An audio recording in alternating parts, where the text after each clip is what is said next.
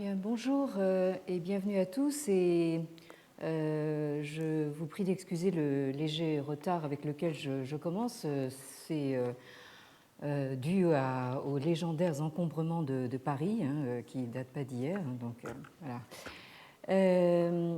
Bien, donc la semaine dernière, nous reprenions le cours de notre enquête de longue haleine sur les différentes façons d'envisager ce qu'il est convenu d'appeler la Chine quand on prend le parti de ne pas la considérer comme une entité isolable et autosuffisante, mais quand on prend le parti de la remettre à sa place, au sens propre de cette expression, c'est-à-dire d'ouvrir la perspective sur une échelle plus large qui permette de replacer la centralité chinoise largement autoproclamée dans le monde, dans le contexte du monde qui l'entoure. Donc nous avons rappelé dans les grandes lignes notre propos de l'année dernière qui s'efforçait de dégager les fondements symboliques de cette centralité, illustrés, comme vous vous en souvenez peut-être, dans des traces, des vestiges archéologiques, des sources textuelles et des formules devenues canoniques, dont on note une très nette cristallisation à l'époque Han, dont je rappelle qu'il s'agit d'une dynastie qui a duré 4 siècles, entre le IIe siècle avant notre ère et le IIe siècle de notre ère. Et cette dynastie Han, donc en consolidant l'unification territoriale et la centralisation administrative opérée par Qin, notamment donc le premier empereur, donc cette dynastie a pu donner lieu à une forme très assertive, très affirmative de cette notion de centralité chinoise. J'ai eu l'occasion de rappeler que le nom de cette dynastie, Han, donc, est désormais lié justement à la langue chinoise, à l'ethnie soi-disant dominante chinoise en Chine actuelle. Bref, Han est devenu une sorte de, disons, de symbole identitaire, on pourrait dire. Alors, ce que nous avons appelé la propagande unificatrice des Han se traduit dans ce qu'on peut vraiment considérer comme des slogans que l'on trouve sur des supports et quelquefois des supports assez inattendus, comme ces embouts de tuiles que j'ai déjà eu l'occasion de vous montrer, comme celui-ci. Alors les embouts de tuiles, je rappelle qu'il s'agit de ces éléments que vous avez au bout des rangées de tuiles qui couvrent les toits des édifices. Et donc, vous avez donc ces embouts de tuiles qui sont en général de forme circulaire. Et donc, vous avez celui-ci que vous avez, certains d'entre vous peut-être se souviennent d'avoir déjà vu, qui porte ce slogan inscrit comme ça en rond et qui est transcrit ici en chinois moderne, donc Wei Han San Nian Da Bing Tianxia, c'est-à-dire donc seuls les Han en 3 ans ont réalisé donc la grande unité, ont unifié de la grande manière le Tianxia, c'est-à-dire tout ce qui est sous le ciel. Donc, bon, si ce n'est pas un slogan, je me demande un petit peu ce que c'est. Et donc, vous avez ce genre d'inscription sur ces embouts de tuiles qui sont donc à portée du regard, enfin des passants, et qui portent donc une forme de propagande politique. Et donc, la représentation symbolique de la centralité Han se trouve également formulée dans diverses sources textuelles, notamment des textes canoniques ritualistes, à commencer par le fameux traité des rites, le Li Ji, dont il va être beaucoup question cette année, puisque, comme je le rappelais la dernière fois, nous y consacrons donc le séminaire du jeudi après-midi et un colloque international donc au mois de juin. Alors, nous rappelions la dernière fois donc ce passage du chapitre Mingtang Wei, c'est-à-dire donc les positions dans le Mingtang, ce fameux palais des Lumières dont nous avons pas mal parlé l'année dernière. Donc ce passage qui donne une représentation qu'on peut spatialiser de cette manière, et on pourrait même, en regardant ce schéma, parler d'une scénographie de la disposition hiérarchique de l'espace politique conçu donc par la Chine des Han. Donc vous avez au centre le Fils du ciel, entouré donc du carré des princes feudataires, et ensuite vous avez un carré plus large en dehors duquel se trouvent donc aux quatre orients les quatre peuplades considérées comme non civilisées. Et vous avez donc une représentation qui est proposée, donc, comme vous le voyez peut-être en haut de la diapositive, en japonais. C'est un schéma donc, japonais qui a schématisé sous la forme de cercles concentriques ce dispositif donc très fortement centré.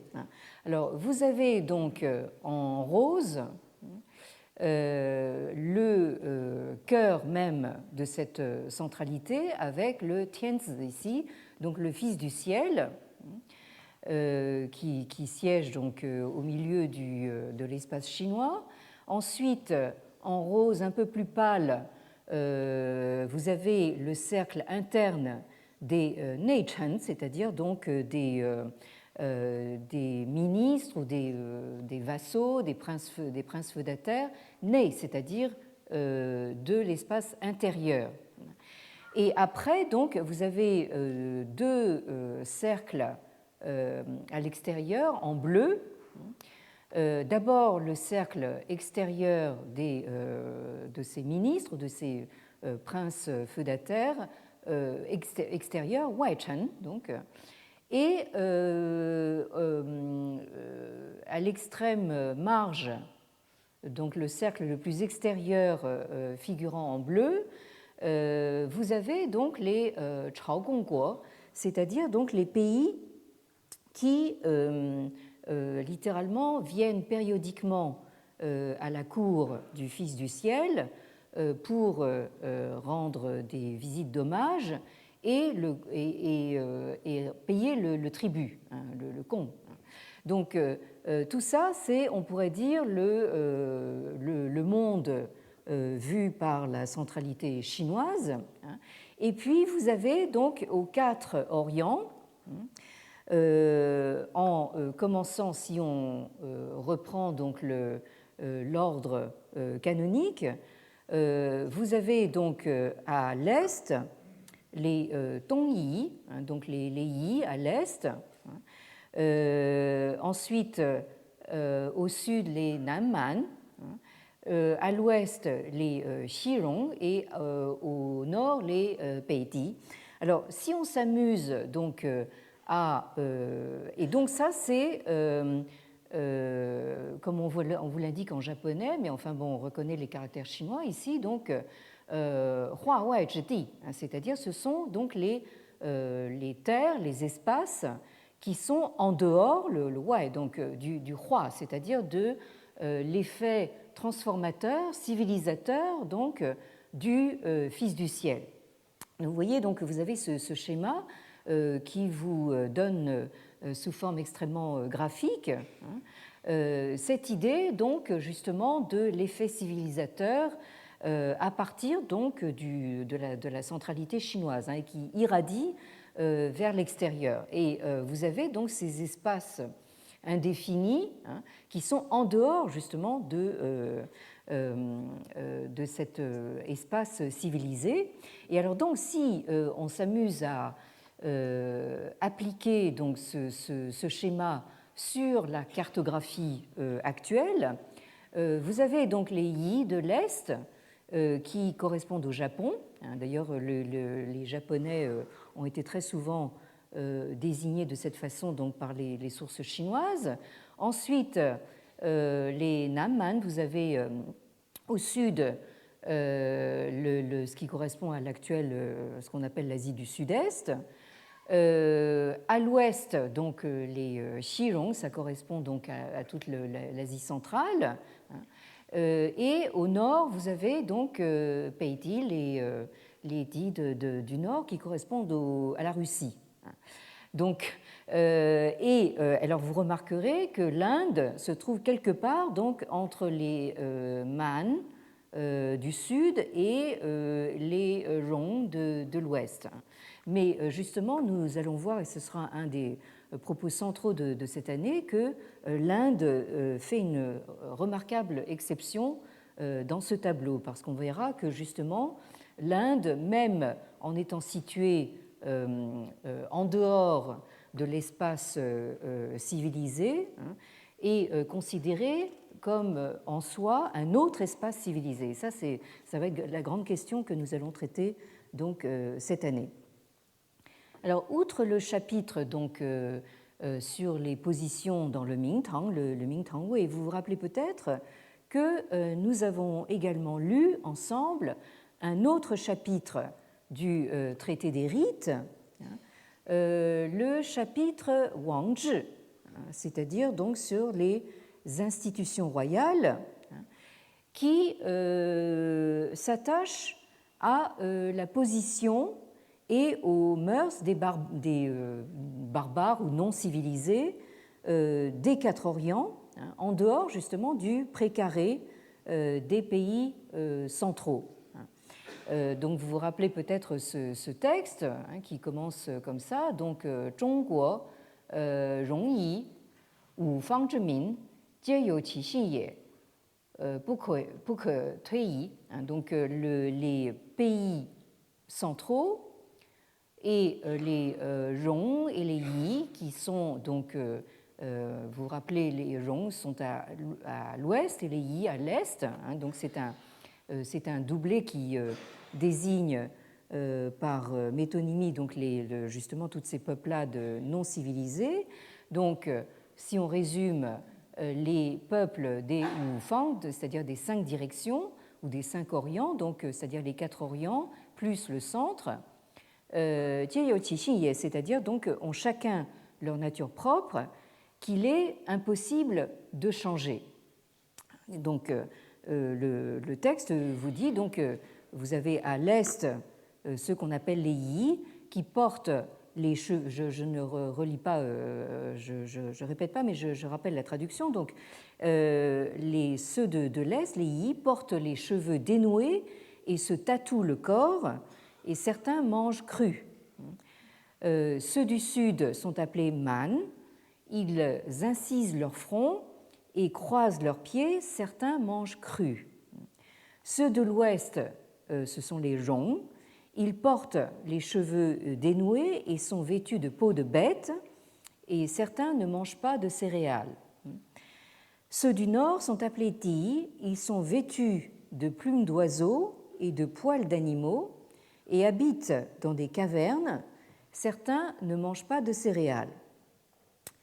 Donc les pays centraux, les Yi, les Man, les Rong, les Ti, tous ont chacun à leur manière des habitations où ils sont en sécurité, des aliments qu'ils trouvent à leur goût, des vêtements qu'ils trouvent confortables, des commodités qu'ils trouvent utiles et des instruments, des ustensiles adéquats. Donc là, vous noterez que le texte, ce chapitre sur les institutions royales, fait le tour d'horizon, si j'ose dire, des non-civilisés, dans le même sens, donc dans le sens de la rotation horaire, et dans le même ordre que le chapitre sur les positions du Mingtang, donc en commençant par l'Est, le Sud, l'Ouest, le Nord. Alors, on voit transparaître dans ce texte plusieurs thèmes qui sont classiquement, et je dirais même canoniquement, associés aux peuples qui vivent en marge et aux quatre orients des pays centraux et qui sont désignés de temps à autre comme les 4 yi, les 4 yi, ou par divers binômes, comme je l'ai dit tout à l'heure. Donc ça peut être les Zhongyi, ça peut être les Yidi, ça peut être les Manyi, etc. Alors, ces thèmes, il y a d'abord donc le fait de porter les cheveux dénoués, qui, aux yeux des civilisés chinois, vous avez peut-être vu des représentations iconographiques de ces Han qui portent toujours les cheveux noués, en chignon. Donc le fait de porter les cheveux dénoués rapporte ces peuplades aux non-humains. C'est-à-dire que pour les Han, donc, seuls les démons, les Kuei, les fantômes des morts, portent les cheveux dénoués. Et c'est ce à quoi fait allusion une histoire fameuse du Zhuangzi, que je n'ai pas le temps de vous lire, mais on aura peut-être le temps d'y revenir, qui met en scène Confucius. Confucius qui se trouve au bord d'une grosse chute d'eau, imaginez le Niagara, et tout d'un coup, donc, il voit sortir de cette chute d'eau un homme indemne. Enfin, donc Confucius s'imagine que c'est un pauvre désespéré qui a cherché à mettre fin à ses jours, et donc il cherche à le sauver, mais alors il s'aperçoit que le bonhomme est tout à fait en forme et qui s'en va même en sifflotant. Enfin bon, et Confucius lui dit, à vous voir comme ça avec vos tout nus et vos cheveux dénoués, je vous ai pris pour un démon ou en quelque sorte un zombie. Enfin. Donc ça vous montre justement que porter les cheveux dénoués comme moi, c'est un signe de sauvagerie en quelque sorte. Alors, même remarque pour les tatouages, qui font ressembler donc ces personnes à des démons, des êtres non humains par leur aspect sauvage et terrifiant. Ensuite, vous avez un autre thème récurrent, c'est-à-dire la proximité, voire la confusion avec l'animal. C'est-à-dire, donc, ce sont des gens qui sont vêtus de peau de bête, qui se couvrent de plumes d'oiseaux, de poils d'animaux. Et un autre signe d'éloignement par rapport à la culture, alors quand je dis culture, c'est vraiment dans tous les sens du mot, à commencer par la culture de la terre. Donc un autre signe d'éloignement par rapport à la culture sédentaire et un signe de rapprochement avec l'animal, c'est le fait de ne pas se nourrir de céréales, faute de pouvoir les cultiver. Dans l'espace des steppes, c'est impossible donc de cultiver des céréales, et donc vous avez ces peuplades qui sont essentiellement nomades. Et ce qui frappe aussi l'imaginaire chinois, c'est que beaucoup de ces gens mangent cru, sans cuire les aliments. Et donc nous retrouvons ici la distinction rendue fameuse par Lévi-Strauss donc entre le cru et le cuit. Et nous aurons sans doute l'occasion aussi de reparler de la distinction chinoise entre ce qu'ils appellent les barbares crus et les barbares cuits. Mais ce qui est quand même tout à fait frappant, c'est que aussi bien dans la phrase initiale ici que vous avez, que j'ai lue, et la phrase de conclusion que vous avez ici, hein, que nous pouvons relire. Donc, 中国以蛮戎狄皆有安居和为夷服利用背弃. Donc, toutes ces peuplades, hein, ont quand même un point commun, hein, c'est qu'ils ont chacun leur nature propre et qu'ils ont chacun leur manière de vivre. Donc, d'une certaine façon, on a l'impression que ces phrases mettent au fond les pays centraux, les Zhongguo, et les Rongyi, hein, donc sur le même plan. Hein. C'est pour ça que je vous ai souligné en rouge cette expression jieyou que vous retrouvez dans la première phrase et dans cette phrase de conclusion ici. Hein. C'est-à-dire donc au fond, ils ont tous quand même quelque chose en commun. Et ensuite, dans les deux dernières lignes du passage, vous avez des considérations qui vont avoir leur importance pour notre propos de cette année. Alors, ces deux dernières phrases vous disent ceci. Donc, Wu Fang Zhemin, Yan Yu Bu Tong, Shi Yu Bu Tong, Da Qi Zhi, Tong Qi Yu.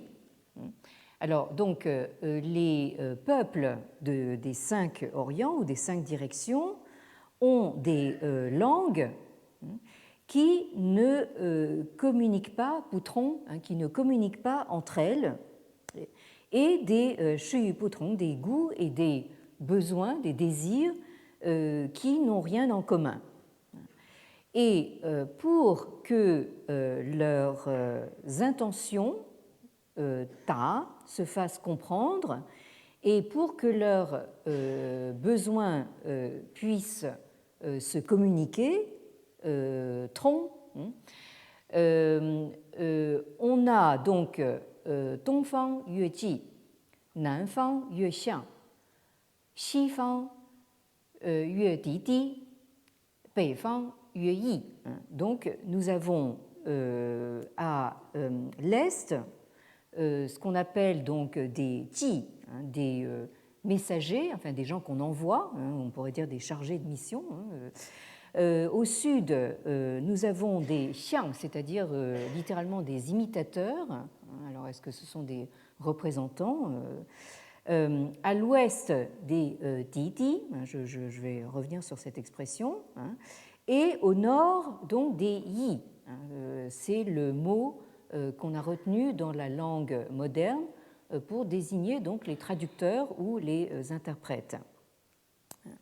Alors, soit dit en passant, nous allons voir que ce passage est cité comme une sorte de locus classicus dans la plupart des introductions aux discussions théoriques sur la traduction, en particulier donc dans les textes bouddhiques venus de l'Inde, dans ces textes bouddhiques de la Chine du premier millénaire de notre ère, hein, comme nous allons voir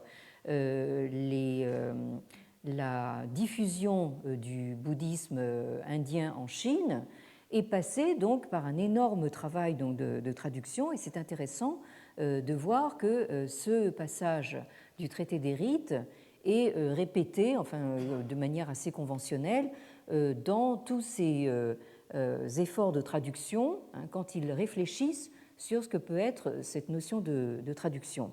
Et ça continue ensuite dans la Chine du deuxième millénaire de l'ère chrétienne, dans les encyclopédies qui traitent de langues étrangères. Autrement dit, là, c'est vraiment le passage qu'on cite d'entrée de jeu, hein, dès qu'on parle de traduction.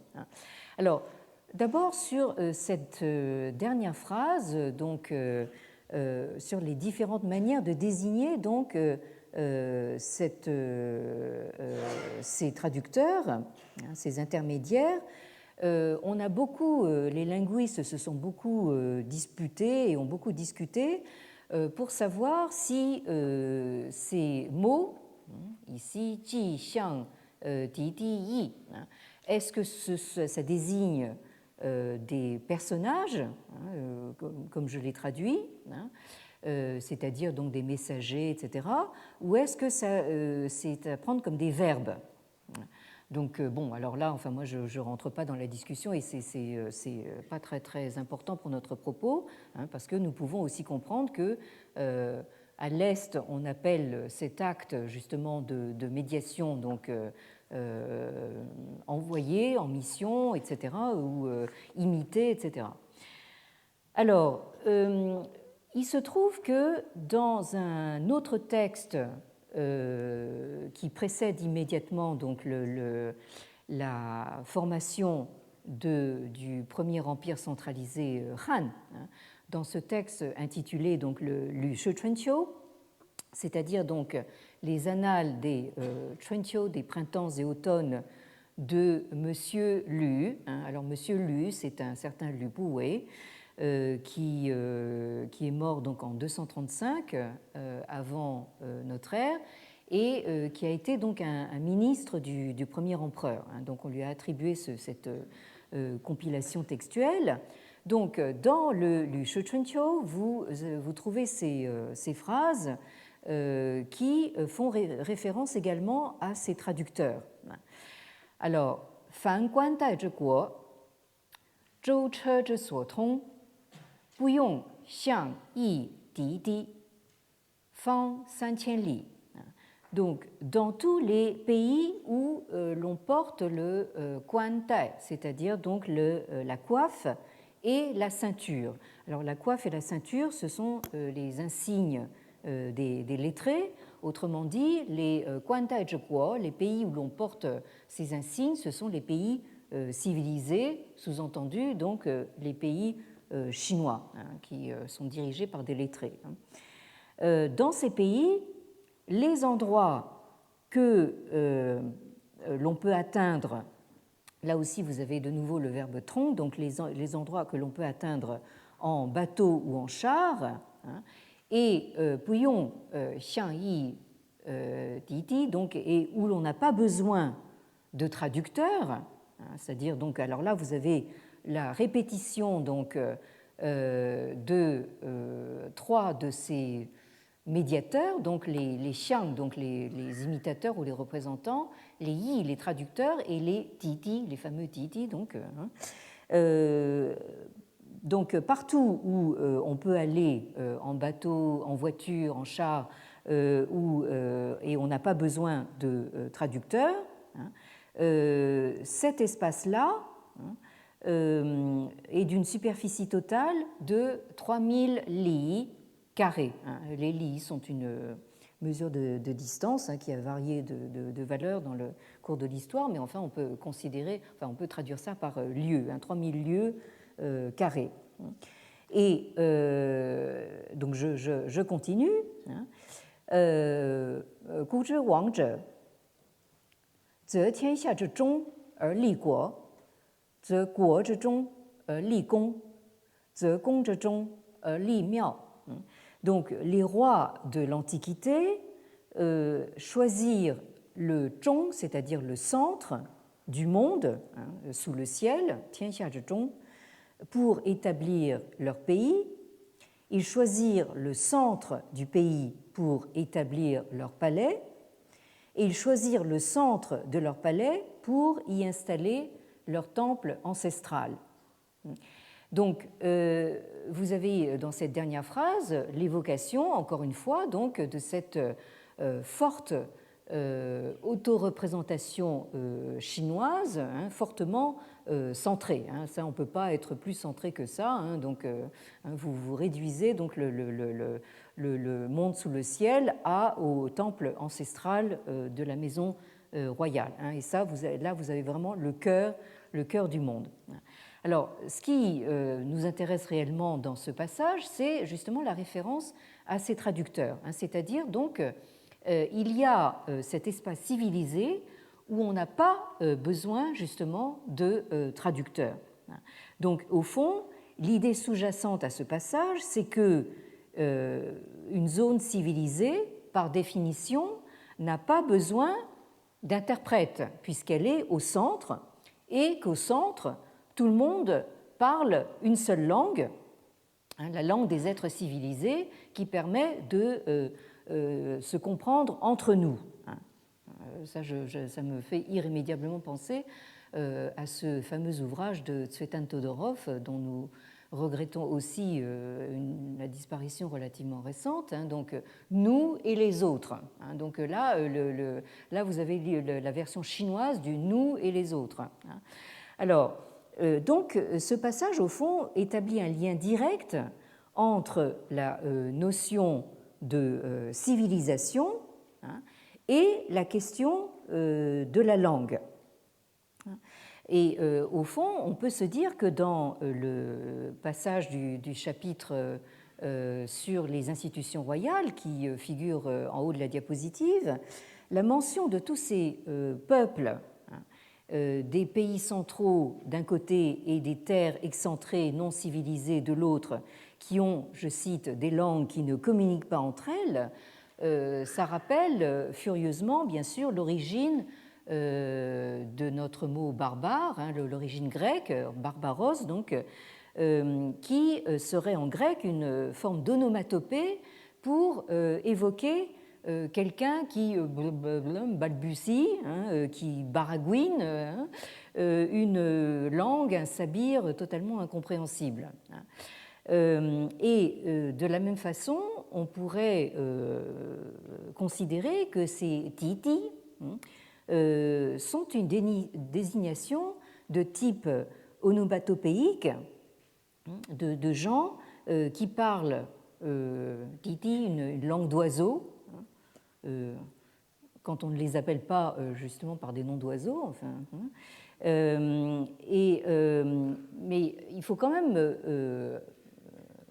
rappeler que l'habitude qui s'est installée de traduire conventionnellement donc ces noms de populations non chinoises, non civilisées, par le mot barbare, donc les anglophones parlent volontiers de barbarians, donc cette habitude ne rend pas entièrement compte de la réalité des relations que les Zhongguo, les pays centraux, entretenaient véritablement avec ceux qu'ils appelaient au fond les Fangguo, c'est-à-dire donc les pays des régions, ou même les pays d'à côté, les Prangguo.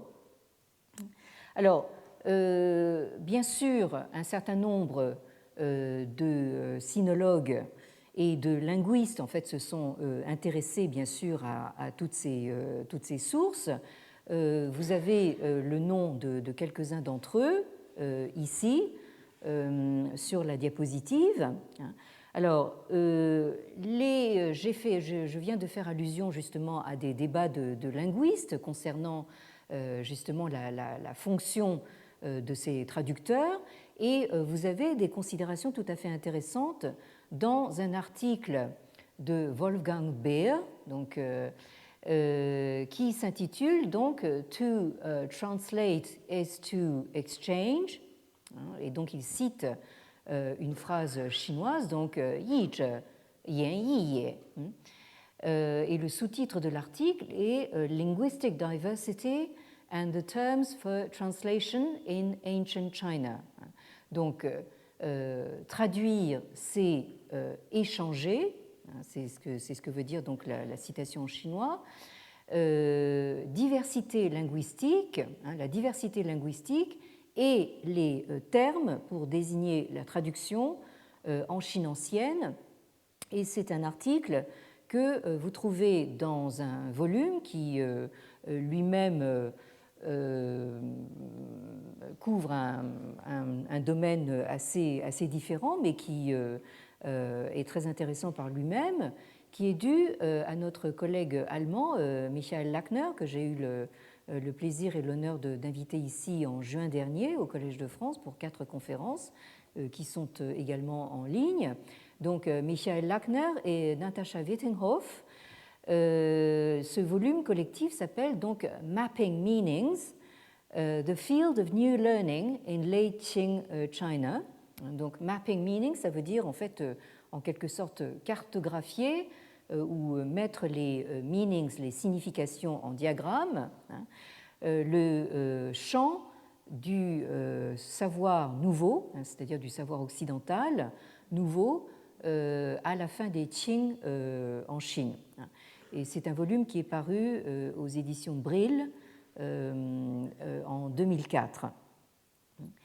Nous allons également faire référence à un article d'un collègue israélien donc, qui s'appelle Yuri Penis, écrit donc P-I-N-E-S, donc, qui s'intitule Beasts or Humans, Pre-Imperial Origins of Sino-Barbarian Dichotomy, donc bêtes sauvages ou humains, les origines pré-impériales de la dichotomie chinois-barbare. Et c'est un article qui lui aussi apparaît dans un volume collectif dirigé par Reuven Amitai et Michal Biran, qui sont également, je pense, des savants israéliens, qui ont dirigé ce volume collectif intitulé Mongols, Turks and Others, Eurasian Nomads and the Sedentary World, donc Mongols, Turcs et autres, nomades eurasiens et le monde sédentaire. Un volume collectif également paru chez Brill en 2005. Et je citerai également un article qui est en fait un compte-rendu d'un livre par notre collègue américaine, et j'insiste, c'est bien une américaine, une dame, qui s'appelle Michael Nyland, que j'ai eu également l'occasion d'inviter ici au Collège de France. Et son article s'intitule Talk about Barbarians in Antiquity. Donc, parler donc des barbares, et elle met le mot barbare entre guillemets, dans l'Antiquité. Et il s'agit donc d'un compte-rendu, en général élogieux, de Eric Grun, qui s'intitule Rethinking the Other in Antiquity. Donc, repenser l'autre dans l'Antiquité. Et en fait, M. Grun est un helléniste, donc il parle en fait essentiellement de la Grèce ancienne. Et il s'agit d'un ouvrage paru aux presses universitaires de Princeton, donc en 2011. Et l'article, le compte-rendu de Michael Nyland, apparaît dans la revue Philosophy East and West, donc philosophie Est et Ouest, volume 62, numéro 4, en octobre 2012.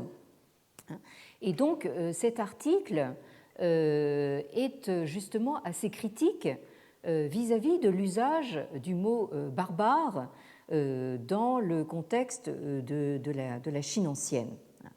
Alors, Yuri Penis, pour sa part, dans son article, s'emploie à passer en revue les sources textuelles de la Chine préimpériale à la recherche de ce qu'il appelle le beast simile, c'est-à-dire donc la métaphore ou la comparaison donc de la bête sauvage appliquée donc aux non civilisés.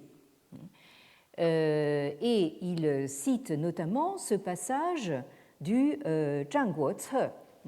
Le Zhangguo Ce, c'est littéralement donc les registres des royaumes combattants. Donc il s'agit d'une de ces nombreuses, enfin une de ces multiples compilations de textes que vous trouvez donc dans l'Antiquité pré-impériale chinoise.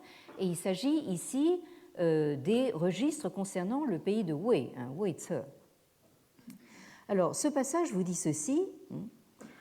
Qin yu rong di tong su, you hu lang zhi xin, tan li hao li er wu xin. Alors, les gens de Qin, donc ici il s'agit de ce pays de Qin qui va finir par, comme je l'ai rappelé tout à l'heure, unifier l'espace chinois, et donner lieu donc au premier empire centralisé Han. Donc, il s'agit bien de Qin, du premier empereur. Donc, dans les sources textuelles pré-impériales, Qin apparaît très souvent justement comme proche des non-civilisés Rong, c'est-à-dire des non-civilisés de l'Ouest. Alors, les gens de Qin ont les mêmes coutumes que les Zhong, ces gens qu'on appelle les Zhongdi. Ils ont des cœurs de tigre et de loup. Ils sont cupides et cruels. Haoli, ils sont âpres au gain. Et Wuxin, perfides, c'est-à-dire sans foi ni loi. On ne peut pas compter sur eux. 不是礼义德行，苟有利焉，不顾亲戚兄弟，若禽兽耳. Donc, ils ne savent pas ce que sont les rites et le sens moral, ni le德行, donc le comportement vertueux. Pour peu qu'il y ait un intérêt, un li, qu'il y ait quelque chose à gagner, ils font fi même des liens de parenté, comme s'ils étaient des oiseaux et bêtes sauvages. Donc, Qin Shou, c'est le binôme consacré pour désigner donc les brutes, le monde animal sauvage. Et là, j'attire votre attention donc sur justement ces deux expressions que j'ai soulignées en rouge. Alors ici, toute la question est de savoir si ces Zhong sont considérés comme des non-humains, autrement dit ontologiquement autres, relevant d'une autre espèce, plus proche de l'animal que de l'humain, ou bien si c'est leur comportement qui est comparable à celui de bêtes sauvages. Et c'est pour ça que j'ai souligné donc le ruo ici, ruo qin shou, le fait qu'ils aient des cœurs de tigre et de loup, qu'ils se jettent sur tout ce qu'ils voient d'intéressant, etc., qui connaissent ni foi ni loi, etc., ça leur donne un comportement qui est comparable, ruo, à celui d'oiseaux et de bêtes sauvages. Et au fond, le reproche principal qui leur est adressé, c'est qu'ils ne pushi li, c'est-à-dire qu'ils ne connaissent pas, ils ne savent pas ce que sont les rites. Alors, je continuerai donc sur le passage suivant, donc, qui est tiré du Guoyu. Le Guoyu, c'est littéralement donc les propos des pays, donc des différentes principautés qui composaient l'espace chinois avant justement la grande unification de Qin. Donc ces propos de pays, ici il s'agit des propos du pays de Zhou, donc. Vous avez un passage dans cette compilation qui est très révélateur sur ce qu'il faut entendre par les rites, ce que ces pays centraux considèrent justement comme savoir ce que sont les rites. Alors, le Guoyu, comme beaucoup de compilations donc pré-impériales, comporte des éléments donc, de rhétorique édifiante qui opposent donc, de manière assez tranchée les civilisés des pays centraux d'une part et les non-civilisés des marges d'autre part.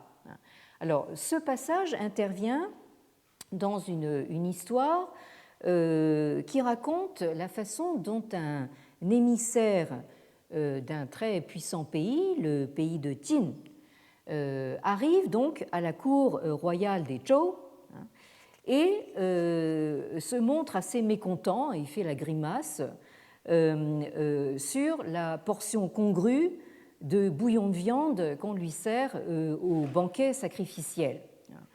Il voit arriver une petite coupe comme ça et il dit bon, c'est tout ce qu'il y a à manger. Enfin bon. Alors le roi s'empresse de lui expliquer, de lui faire la leçon, que dans les banquets royaux, c'est le respect des rites et non la quantité des plats qui compte.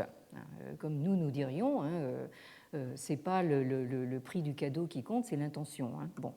Alors, et donc le roi lui continue en lui disant écoutez, si vous ne comprenez pas ce principe, ça revient à vous comporter comme les êtres non civilisés. Et il cite les Rong et les Ti. Et donc, dans ce passage, vous avez ceci, donc, Qie wei Rong Di, ze you Ti jian. Il n'y a que les Rong et les Ti, donc ces gens non civilisés, qui reçoivent donc la carcasse entière de l'animal sacrifié au banquet. Donc justement, enfin, cet émissaire des Jin s'étonne de voir arriver juste un espèce de petit bol de bouillon, alors qu'il s'attendait à voir arriver quand même une grosse, comment dire, côte de bœuf. Bon, alors. Fu Rongdi, Mao Mo Qing Chan, Tan bu Rang. Donc, c'est Rong et Di, donc ces espèces de sauvages. Ils foncent tête baissée et dans le désordre, ils se ruent comme ça.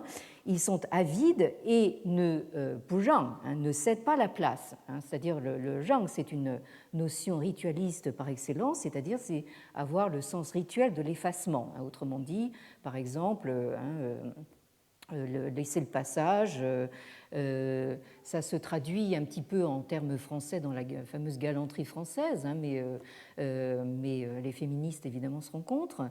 Mais enfin, c'est le fait, vous voyez, enfin, de laisser le passage, de ne pas se jeter tête la première, etc. Et ça s'applique aussi au sens politique à, par exemple, laisser le trône à quelqu'un que vous considérez comme plus compétent et plus méritant que vous. Donc ce sens de genre, c'est vraiment le cœur du sens des rites.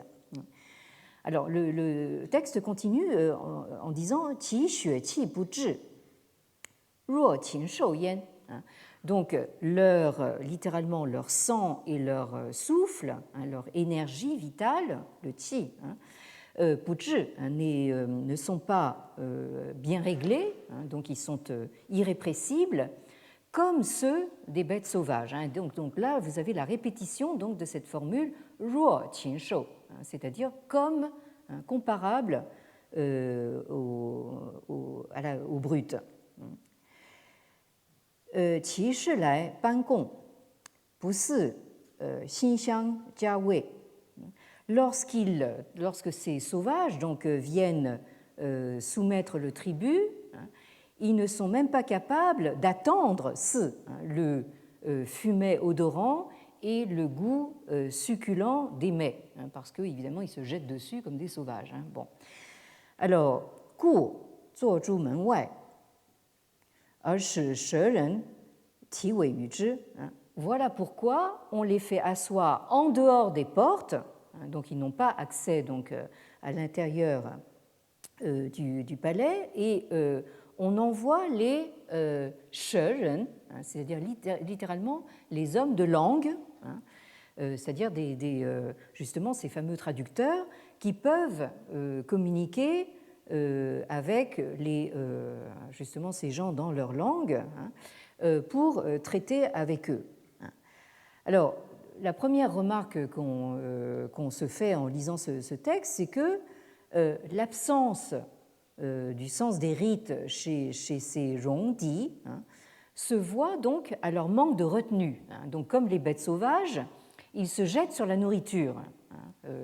Et on a là, comment dire, une preuve très intéressante, à contrario, d'une idée que j'ai eu sans doute l'occasion d'émettre, c'est que les rites sont faits pour ralentir le comportement, ralentir les gestes, de manière à leur ôter justement leur caractère violent et irréfléchi. Autrement dit, quand vous vous comportez de manière rituelle, par exemple quand on décrit Confucius ou un lettré confucéen en train de marcher, il marche lentement et de manière très digne. Et c'est très rare qu'on les voit en train de marcher à pas pressés et encore moins de faire du jogging. Donc là, en fait, celui qui connaît les rites marche lentement, comment dire, une gestuelle ralentie. Il fait tout de manière assez solennelle. Et là, vous voyez justement par contraste ce que ça signifie. C'est-à-dire, au fond, ralentir vos gestes, premièrement, ça vous donne le temps de réfléchir. Et deuxièmement, en fait, ça vous permet justement de ne pas vous ruer dans la violence. Bon. L'autre notation intéressante, c'est que ce qui rend ces zhongdi comme des bêtes sauvages, donc le texte ne dit pas que ce sont des bêtes sauvages, ils sont comme des bêtes sauvages, ils se comportent comme eux, c'est que leur xueqi, c'est-à-dire leur sang-énergie, n'est pas en bon ordre. Nous dirions ils ont le sang trop chaud. Alors, nous aurons l'occasion, je pense que nous n'aurons pas le temps aujourd'hui, mais nous aurons l'occasion de voir justement les réflexions très intéressantes de Mencius sur ce sujet, justement cette considération sur le xueqi, donc le sang et l'énergie vitale. Quand elle n'est pas justement bien réglée, ça donne ça, un comportement de sauvage. Et enfin, la dernière remarque que je ferai aujourd'hui, c'est qu'il est intéressant de constater que le Shön, c'est-à-dire l'homme de langue, c'est celui qu'on envoie en dehors des portes, au contact donc de ces sauvages, du fait précisément de sa capacité à utiliser sa langue, au sens très très physique du terme, pour, comme on dit, prendre langue, avec justement ces gens des marges et pour communiquer avec eux dans leur sabir, dans leur titi, dans leur langue d'oiseau. Bien, donc je terminerai simplement et nous reviendrons là-dessus la prochaine fois, sur cette première phrase donc, du Mencius, à méditer pour la prochaine fois, donc, où Meng Ziyue, Mencius nous dit donc « Ren zhe suo yi yi, yu qin yu shou zhe, ji xi, shu min qu zhi, jun zi cun zhi ». Donc, ce qui fait donc, la différence entre l'humain et la bête sauvage, les oiseaux et les bêtes sauvages, est extrêmement mince et d'une ténuité extrême. Alors, disons, les gens du commun ont vite fait justement de se débarrasser de ce fil ténu, alors que le Junzi, l'homme de bien, c'est celui qui sait maintenir donc ce fil ténu, cette différence très ténue entre l'humain et le sauvage. Bien, merci et à la semaine prochaine.